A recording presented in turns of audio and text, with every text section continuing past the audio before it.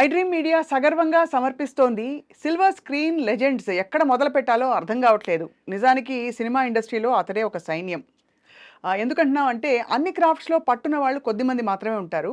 పట్టు ఉండడమే కాకుండా ఆయన అన్ని క్రాఫ్ట్స్‌ని ప్రయోగించి సక్సెస్ చేసిన ఘనులు, జీనియస్ అని చెప్పాలి. సినిమా కథని బట్టి హీరో తప్ప, హీరోని బట్టి కథ కాదు అని నిరూపించిన డైరెక్టర్ వారు.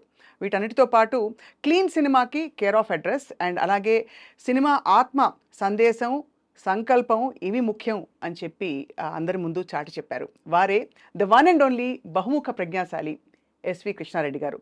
Director, producer, music director, singer and also actor. Let's meet him. Sir నమస్కారం. నమస్తే అండి. నమస్తే అండి. You are evergreen sir. అయ్యో, so sweet of you, so sweet of you. Thank you అండి. నిజంగా అలాగే ఉన్నారు సార్, చెక్కు చెదరకుండా.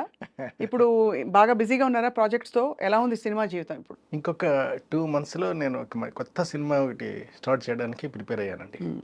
దానికి డైలాగ్స్ కూడా రాశాను. అంటే మీరు ఇందాక చెప్పిన వాటిలలో డైలాగ్స్ ఒకటి లేదు, కానీ పాటలు నేను ఎప్పుడూ పాడలేదండి. ఒక పాట ఏదో పాడానంతే, బట్ అది చాలా అడ్జస్ట్ అయ్యి పాడిన పాట. అది నాకు పాట పాడడం రాదండి, రాదు. కానీ కాకపోతే నేను పాటలు పాడను, కానీ మాటలు మాత్రం రాశానండి ఈ సినిమాకి. మాటలు ఇదివరకు కూడా రాయలేదా సార్? మీరు అంటే వేరే వ్యక్తిని పెట్టి రాయించుకునేవారా, లేకపోతే మీరు? దివాకర్ బాబు గారు రాసేవారండి, గ్రేట్ రైటర్. ఆయన అద్భుతాలు రాసేవాడు ఆయన. ఆ, ఆయన రాసినంతకాలం ఆయన రాశాడండి. తర్వాత మరుదురి రాజా వాళ్ళు రాశారు. ఇక తర్వాత ఇక ఎవరో రాసే అవకాశం లేకుండా పోయింది. ఆ తర్వాత దీని ముందు సినిమా ఆర్గానిక్ మామ హైబ్రిడ్ అల్లుడికి కూడా నేనే రాశానండి. ఇప్పుడు ఈ సినిమాకి కూడా నేను రాస్తున్నానండి. సో కథ, స్క్రీన్ ప్లే, సంగీతం, దర్శకత్వంతో పాటు మాటలు కూడా ఇందులో మిళితమై ఉన్నాయి. కానీ అసలు మీకు సంగీత పరిజ్ఞానం ఎలా వచ్చింది సార్? ఇంత సో నైస్ ఆఫ్ యూ అండి. ఎలా వచ్చింది? ఒక మంచి ప్రశ్న వేశారు. నాకు నిజంగా నాకు మ్యూజిక్ డైరెక్టర్ అయ్యే ఛాన్సే లేదండి. నాకు నిజంగా తెలియదు, ఏమీని ఏబిసిడీలు తెలియదండి, రాగాల పేర్లు తెలియదు, తాళాలు పెద్దగా తెలియదు, ఏమీ తెలియదు. అంతకుముందు నన్ను చూసినటువంటి ఒక వ్యక్తి అండి నా దగ్గరికి వచ్చి, ఎవరో కాదు అది కృష్ణ గారు అలాగని, అంటే చక్రవర్తి గారి దగ్గర దాదాపుగా 200-300 సినిమాలకు పనిచేశారండి ఆయన. ఆయన ఒకరోజు నా దగ్గరికి వచ్చి, ఏమండి మీరు మ్యూజిక్ డైరెక్షన్ చేయండి సార్, బాగుంటుంది అన్నాడు ఆయన. నేను ఎలా చేస్తాను సార్, నా వల్ల కాదు కదా, నేను ఎలా చేస్తాను, నాకు రాగాలు తెలియదు, తడాలు తెలియదు కదా, ఏమీ తెలియదు, నేను ఎలా చేస్తాను అసలు అన్న. లేదు సార్, మీ దగ్గర ఒక ప్రత్యేకమైన క్వాలిటీ ఉంది, ఆ క్వాలిటీతో మీరు చేయొచ్చు సార్. అది ఏం క్వాలిటీ సార్ అది అని అడిగా. You are a creator, you can create things. మీరు ఏదైనా ఒక రాగం ఇప్పుడు నేను ప్లే చేసాం అనుకోండి అని చెప్పి ఆయన ఒక రాగం ప్లే చేశాడు. నేను ఆ రాగంలోనే పాడుతున్నాను. చూసారా, మీకు తెలియకుండా మీరు ఇదే రాగంలో మీరు పాట పాడేస్తున్నారు, కొత్తది పాడేస్తున్నారు, మీకు తెలియటం లేదు. So you can become a music director. మీకు ఒక రహస్యం చెప్పనా, మీకు చక్రవర్తి గారికి కూడా తెలియదు. ఒకసారి చక్రవర్తి గారు కూడా నన్ను కలవడం జరిగిందండి. జరిగితే ఆయన నేను అడిగాను, ఏమండి నాకు నోటేషన్ రాయడం రాదు. సరే, రాగాలు ఈ మధ్య కొంత నేర్చుకున్నాను అనుకోండి, అంటే కొంతకాలం అయిన తర్వాత కలిశానండి, నేర్చుకున్నాను, తాళాలు అవి లేటెస్ట్గా తెలుసుకున్నాను కొంచెం వరకు. But I don't know even telling you before you I'm nothing. చెప్పండి సార్, నేను ఇప్పుడు నోటేషన్ ఇదంతా రాజుడు నేర్చుకుందాం అనుకుంటాను. ఆయన అన్నారు, మంచి సలహా ఇచ్చారండి, నువ్వు నేర్చుకోకయ్యా, మానే, అలాంటి ఆలోచనే మానే. ఎందుకో తెలుసా, దానికి కారణం ఉంది. You are something, nobody knows that you are a creator, you can create things. ఒక రాగం పాడితే అదే రాగంలో పాడేయగలుగుతున్నావు కదా నువ్వు. ఒకవేళ రాగాన్ని తప్పించి పాడితే ఇదేదో కొత్త రాగులా ఉందని చెప్పగలుగుతున్నావు కదా. ఇంకా అంతకు మించి కావాల్సింది ఏముంది? అంతేనా? నేను అంతే చేస్తాను, నాకు నోటేషన్ రాయడం రాదు అని చెప్పాడు ఆయన, మహానుభావుడు. ఆయనకి నేను నమస్కరించుకుంటాను. ఆ తర్వాత నాకు బాగా కాన్ఫిడెన్స్ వచ్చింది. ఇక ఆ తర్వాత ఎన్ని సినిమాలో, అంటే ఇప్పుడు చెప్పినటువంటి కృష్ణ గారు ఎమ్మెల్యేల వరకు ఉండి ఎమ్మెల్యేలో చనిపోయారండి ఆయన. ఇప్పుడు తర్వాత కూడా వరుసగా హిట్లు ఇవ్వడానికి కారణం ఆయనే. నేను ఇన్ని సినిమాల యొక్క నెంబర్ ఆఫ్ హిట్స్ ఇచ్చుకుంటూ వెళ్ళాను అని అంటే కారణం కేవలం కృష్ణ గారండి. ఒక ట్యూన్ పుట్టాలనుకోండి సార్, ఇవాళ ముందు మిమ్మల్ని సంగీత దర్శకుడిగా ఎందుకు ఆవిష్కరిస్తున్నాం అంటే, ఆ కోణం తెలుసుకోవాలని చాలా మందికి కుతూహలం ఉంది. ఒక ట్యూన్ పుట్టాలంటే ఎలా? ఇప్పుడు మీకు లిరిక్ వచ్చి మీరు ట్యూన్ చెప్తారా? లేకపోతే మీరు ట్యూన్ ఇచ్చి లిరిక్ ఎక్కువ ఎక్కువ ఎలా జరుగుతూ వచ్చింది? నో, రీసెర్చ్ బేస్డ్ అండి. అంటే సాధారణంగా మిగతా వాళ్ళందరూ కూడా వాళ్ళందరూ విద్వాంసులు కాబట్టి, ఇప్పుడు కీరవాణి గారు కానీ, లేకపోతే కేవి మహాదేవన్ గారు, వీళ్ళందరూ కూడా ఏం చేసేవారంటేనండి, హార్మోని పెట్టుకుని వాళ్ళు ఏదైనా ఒకటి అడిగితే దానికి దానికి అనువుగా ఒక ట్యూన్ కట్టడం కానీ, లేదా ఒక కొత్త ట్యూన్ ఇచ్చేయడం కానీ చేసేవారండి. నేను అలా చేయనండి. నేను I go very deeply in the music field, in different songs అండి. వింటాను. ఇప్పుడు నేను నాకు అనువైనటువంటి రాగాన్ని ఎంచుకుంటానండి. అంటే ఒక డిఫరెంట్ కైండ్ ఆఫ్ రాగాన్ని ఎంచుకుంటాను. అంటే నాకు బాగా హార్ట్ టచింగ్ అనిపించినటువంటి ఒక రాగాన్ని ఎంచుకున్న రాగంలోంచి ఇప్పుడు అందులోంచి కష్టపడి తయారు చేస్తానండి ఒకటి. ఆ తయారు చేస్తే డెఫినెట్గా అతికేస్తాను, జనానికి అతికేస్తాను. ఎందుకంటే కరెక్ట్గా అక్కడ సిచ్యువేషన్కి మ్యాచ్ అయిపోద్ది కాబట్టి అండి. రాగాల పేర్లను తెలుసా సార్ మీకు? అంటే రాగాల పేర్లు కూడా తెలుసా, లేక జస్ట్ మీరు అనేస్తారా? లేదండి, ఇప్పుడు అంటే కొన్నిటికి మధ్యమావతని ఇవన్నీ పేర్లన్నీ తెలుసండి తెలుసుకుని wow, that's a great thing sir. అంటే సంగీతం నేపథ్యం లేకుండా అంటే ఈ మధ్య నేర్చుకున్నాను తప్పండి, నేను సంగీత దర్శకుడు అయిన వెంటనే మాత్రం నేర్చుకోలేదు. కొంతకాలానికి నేర్చుకోవడం మొదలుపెట్టానండి. అటు ఆనంద భైరవి తెలుసు, ఇటు మోహన రాగము తెలుసు. చాలా వెరీ బ్రిలియంట్ ఇది సార్, అంటే సాహసం కూడా. బట్ మీరు చాయిస్గా అన్నీ చేయాలని అనుకున్నారా, లేక మీ బిడ్డ కాబట్టి ఆ సినిమా, లేక అలా అమరిపోయాయి అన్ని? కాదండి, నా బిడ్డ కాబట్టే ఇది నా ఫిల్ము. నేను కథ చేస్తున్నాను, నేను స్క్రీన్ ప్లే చేస్తున్నాను, నేను మ్యూజిక్ చేస్తున్నాను, నేను సంగీతం చేస్తున్నాను, నేను డైరెక్షన్ చేస్తున్నాను. కాబట్టి నేను ఒక అద్భుతాన్ని ఎలా క్రియేట్ చేస్తాను అలాగని చెప్పేసి చాలాసార్లు నేను కష్టపడిన సందర్భాలు కూడా ఉన్నాయండి.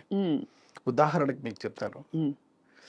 మీకు ఎగిరే పవర్ములో ఒక పాటకి ఒక అద్భుతమైనటువంటి సమయము, సందర్భము రెండు వచ్చాయి. సమయం ఏమిటి అని అంటే నా వల్ల కాని పరిస్థితి. ఎందుకంటే ఒక క్లాసికల్ అంటే శంకరాభరణంలో శంకర శాస్త్రి గారు చేసినంతటువంటిది నాకా ఏబిసిడీలు తెలవు. నాకేమి రాగజ్ఞానం ఉంది, ఇది మన వల్ల అయ్యే పని కాదని ఒక విద్వాంసుని పిలిచామండి. మీరు కంపోజ్ చేయండి సరే, ఒకదానికి మీ పేరు వేస్తాను నేను అని చెప్పాను. నేను చెప్తే ఆయన కూర్చొని కంపోజ్ చేశాడు. ఆయన నాకు నచ్చలే, ఇది కాదలే అని మొత్తం మా యూనిట్కే నచ్చలేదండి. లేదు సార్ మీరే కూర్చొని చేసేయండి సార్ అని. అప్పుడు సరే అయితేనే అలాగని నేను ఒక రూమ్లో కూర్చునండి ఒకటి ఆలోచిస్తూ చేశానండి. ఆ చేసిన పాట మీకు చెప్తానండి. బ్రహ్మలు గురు బ్రహ్మలు గానామృత ఋషివరులు ఏదో అలా మంచి సంగీతం, మంచి లిరిక్ ఉంటుందండి. అది వేటూరు గారు రాశారు. అద్భుతంగా రాశారు. అలా పుట్టింది ఆ పాట. అది అంటే అలాగా కొన్ని పాటలు పుడుతుంటాయండి. అంటే చాలా క్లిష్టమైనటువంటి పరిస్థితుల్లో పుడతాయి. ఉదాహరణకి మీకు అబ్బని కమ్మని దెబ్బ అని ఉంది కదా, ఇది ఏ రాగంలో చేశాడా అంటే శివరంజని రాగంలో చేశాడు. అవును, కరెక్ట్, మీకు తెలుసు కదా. శివరంజని రాగాన్ని నేను వంట పట్టించుకునండి. శివరంజని రాగంలో మనం కూడా చేయాలి అలాగని చేశాను. నేను శివరంజని రాగంలోనే చేశాను పాట. ఆ పాట టాప్ హీరోలదండి. అందులో ఒక్కసారి వద్దకొచ్చి ముద్దులిచ్చి ఉద్ధరిస్తా, అరే తక ఝిమ్ తక ధిమిన్న డక్కలన్నాడు మూలో అంటూ ఉంటుందండి ఆ పాట. అంటే ఒరిజినల్ ఏది కూడా నేను అసలు అంటే నేను ఇన్స్పైర్ అవుతానే తప్ప నేను దేన్ని కూడా చెప్పనండి. ఆ ఒరిజినల్గా ఉన్నది ఏది మాత్రం వాడను నేను. చాలా అంటే మీకు ఎంత ఎంజాయ్ చేస్తున్నారు మీ సంగీతం? సంగీతమే ఎంజాయ్ చేస్తున్నారు. రేపు రాబోయే సినిమాకి అప్పుడే ఆల్రెడీ అన్ని ట్యూన్స్ చేసేసానండి. మీరే చేశారు. సో ఏమేమి చేయబోతున్నారు సార్? రాబోయే సినిమా గురించి చెప్పండి. Before we go back into your, నాకు ఎన్ని సినిమాల గురించి ఎన్ని విషయాలు అడగాలి. రాబోయే సినిమాలో నేను టోటల్ గా మ్యూజిక్ అంతా చేసేసానండి. కంప్లీట్ గా everything, every bit complete ready అండి. ఇంక్లూడింగ్ రీ రికార్డింగ్ తో సహా కంప్లీట్ అయిపోయిందండి. I'm waiting to make the film అండి. Make the film. ఇది ఎలాంటి థీమ్, కథాంశం తీసుకున్నారు సార్ ఈ కొత్త సినిమా? అంటే నా సినిమాలో కథాంశం చెప్పడం కొంచెం కష్టమేనండి. మరి అంటే మీరైతే చెప్పేస్తారేమో, ఎందుకంటే ఇది జోనర్ అలాగేనండి. సింపుల్‌గా ఇది జోనర్ అని చెప్పేస్తారండి. హ్మ్. కానీ నేను అలా చెప్పలేను ఖచ్చితంగా. పోనీ ఎందుకంటే ఆ! ఇప్పుడున్నటువంటి నేటివిటీలో, ఇప్పుడున్నటువంటి దాంట్లో ఒక కథ జరుగుతా ఉంటదండి. ఒక అద్భుతాలు క్రియేట్ చేస్తూ ఉంటారు వాళ్ళు. హ్మ్. Advanced about of the knowledge is the cinema అండి. సినిమా పేరే బహుశా 90% ద నాలెడ్జ్ అని పెడతానండి. The knowledge. హ్మ్. హ్మ్. The knowledge. క్లెన్స్డ్ ఫిల్మ్స్ అలాగనేది నా బ్యానర్ పేరండి. హుహు. అంటే కొత్తగా ఒక బ్యానర్ పెడదాం అలాగని. క్లెన్స్డ్ ఫిల్మ్స్ అని అంటే దాని అర్థం శుద్ధి చేయబడిన శుద్ధి అని. చేయబడ్డ అదే క్లెన్స్డ్ ఫిల్మ్స్.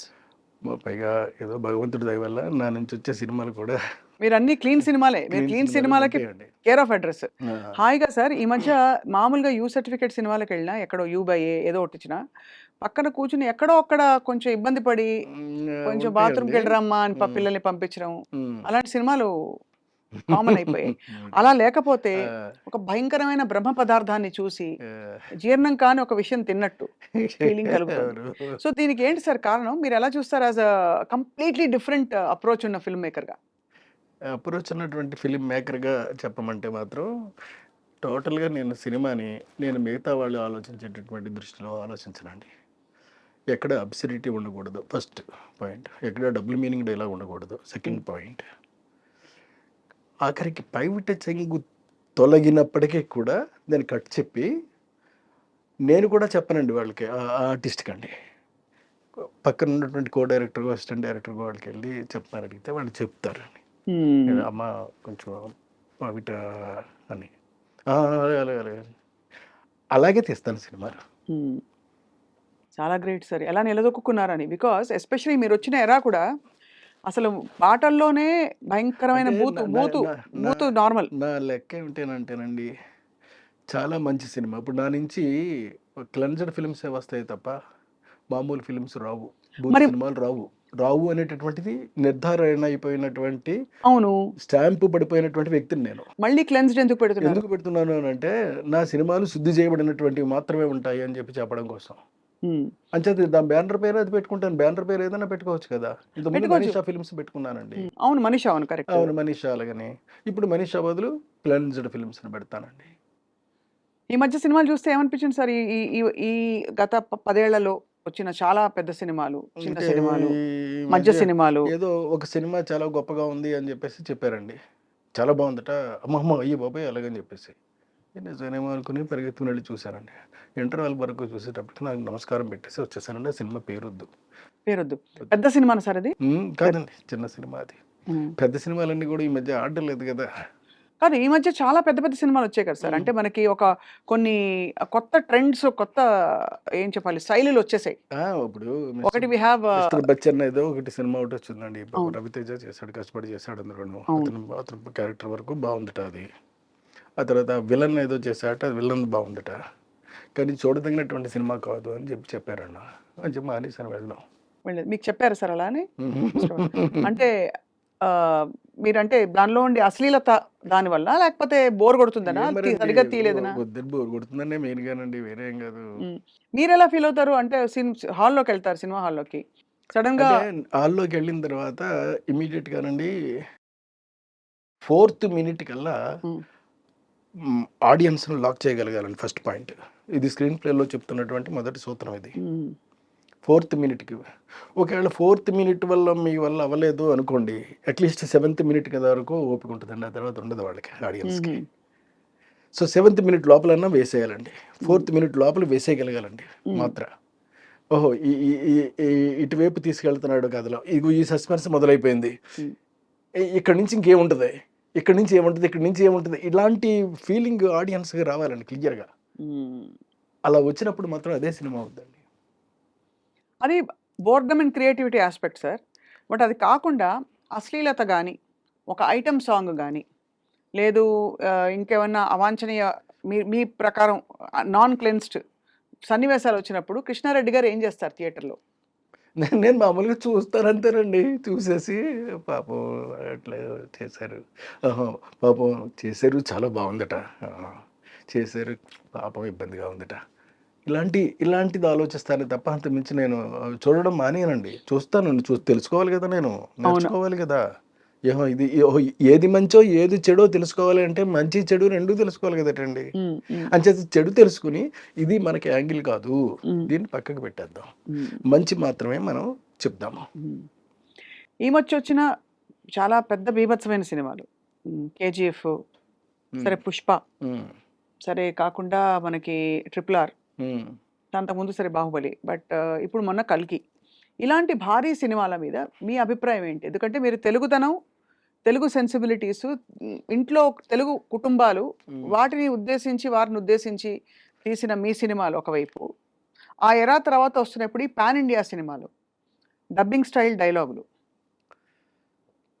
సో వీటన్నిటిని చూసినప్పుడు అంటే బాగా డార్క్ సెన్సిబిలిటీస్, ఒక కక్ష, ఒక 10 చావులు, నరికేయడాలు, ఇవి ఈ సలార్ ఇంక్లూడెడ్ ఈ లిస్ట్లో. What do you feel sir as a completely different film maker? When the film is quite interesting and if it engaging the audience, it's a successful film అండి. ఇంతే చూస్తాను నేను. అంతే. సలార్ సినిమా ఉంది మీకు, it's an engaged, what ever the way it may be, but it's an engaged still maintaining the spirit, the momentum is maintaining అండి. అది important. అది ఎందులో ఉంటుందో ఆ సినిమా అలా హిట్ అవుద్దండి. ఇది నా నమ్మకం అండి.